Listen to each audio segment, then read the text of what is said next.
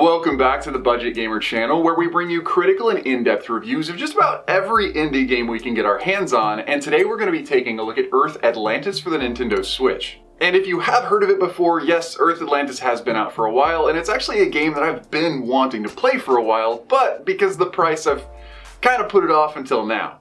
Starting off with the story, it definitely sounds pretty interesting. With most of the world's surface being covered by the ocean, the remaining humans on Earth have been plagued by mechanoid behemoths, which have taken on the shapes of a myriad of different sea creatures, and it'll be your job as a rogue monster hunter to go out and help humanity by taking them down.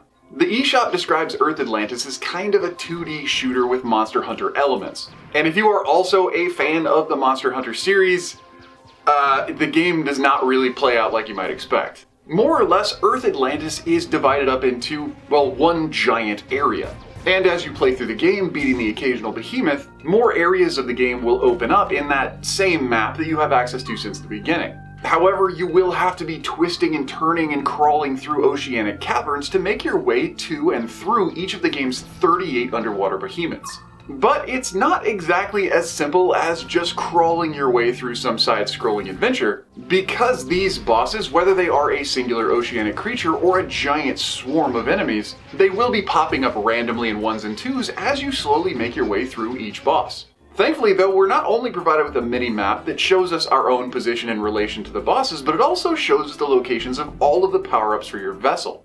There are 4 total ships that you can play with in the game, though you are limited to just the entry-level model until you manage to beat the game. Beating the game in one of these ships unlocks the next ship, beating the game in that one unlocks the next, and so on and so forth.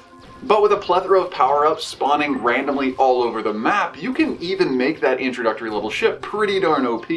As you do cruise through the game's maze-like map, you'll occasionally find a trunk or even have a random drop from an enemy that'll have a little bubble with either a P, an M, an H, or so on and so forth that grants you access to a single level of a specific power-up.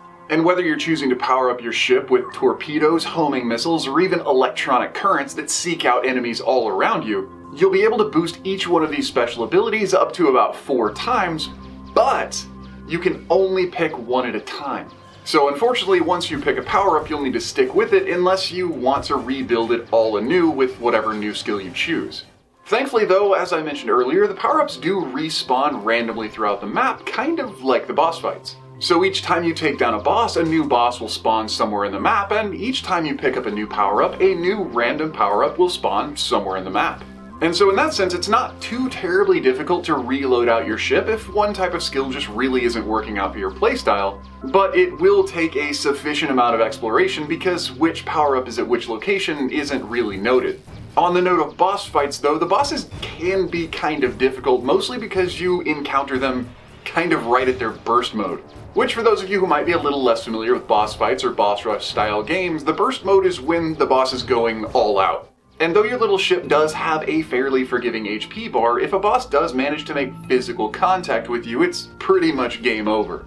And while this does possibly make sense because the boss is probably 1,000,000 tons of steel and you're in a tiny little life support tube, getting owned in one hit before you've had a chance to memorize the boss's attack patterns does get a little bit frustrating. There are, however, checkpoints in the game, and though they're not generously spread across the map, they will restart you somewhere close relationally to where you may have died. And this may or may not actually be a good thing, because every time you start over after a death, you'll pretty much have your little bitty ship with its little bitty starting weapons. And so the trek back to whichever boss just whooped your rear end is probably going to give you ample opportunities to at least power up your main gun. But moving away from the general gameplay and boss fights and what have you, the visual aesthetic of the game is obviously a huge draw. That pen and paper sketchline graphic I'm personally finding as a gamer is kinda something that baits me in pretty quick. And in all honesty, playing through Earth Atlantis, there were a couple occasions where I caught myself losing track of the actual gameplay just to stare at the backgrounds. There are so many unique creatures and animations and so much going on behind the scenes that even if, as we'll discuss in the critique section, the gameplay starts to feel a little bit light, there is a lot to actually entertain you.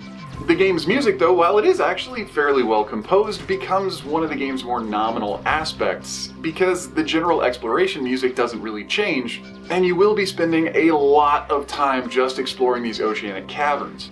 But as cool as the game looks and as interesting as the game seems by its description, there are a few things a gamer might want to note before they dive into Earth Atlantis. And probably the first and foremost would be the game's navigation, leading to a good amount of light gaming repetition. To sum up the game in total, you destroy everything in your path as you navigate a maze to find a boss, so that you can destroy everything in your path as you navigate a maze to fight another boss. But to be fair, even though there is repetition, the enemies change, they get more difficult, but they're just gorgeous set in the environment that they're in. But with 38 bosses respawning randomly in 38 locations in the exact same maze of a map, you will be spending a lot of your time just hugging corners of the pathway to make sure you can distinguish between foreground and background elements, to make certain that you're not accidentally missing a path to a critical area. But once you do outfit even just a couple levels of any special ability on your ship, you can pretty much just hold down the trigger or the A button and keep blasting away. And if you do have homing missiles or the electric current as your special ability, all the boss fights are pretty quick and pretty much just consist of dodging. Which does, unfortunately, bring me to the game's next critique. It is absolutely beautiful and there's so much effort put into all the bosses, but you never really get to see them unless they're actively charging across the screen at you.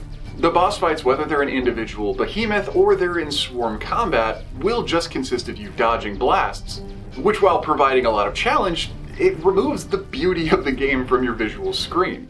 And last but certainly not least is the game's lack of replay value. There are 3 unlockable ships in addition to the starter vessel, but the only thing they really offer is a little bit of boosted firepower as you restart the game. It is essentially the exact same game every time you play through it, and so unless you're just trying to beat a best time, there's absolutely no reason to play it more than once.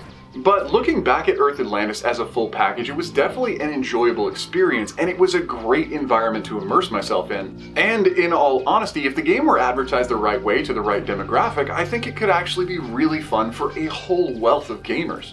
Given the way the enemies constantly respawn and swarm you with multiple blasts of hellfire all at once, the game isn't technically a bullet hell as much as a shoot 'em up, but it totally plays like one. And so in that sense, if you're a fan of bullet hells, if you're a fan of side-scrolling shooters or shoot 'em ups in general, Earth Atlantis might be another game you'd want to wishlist, or at least until it goes on sale.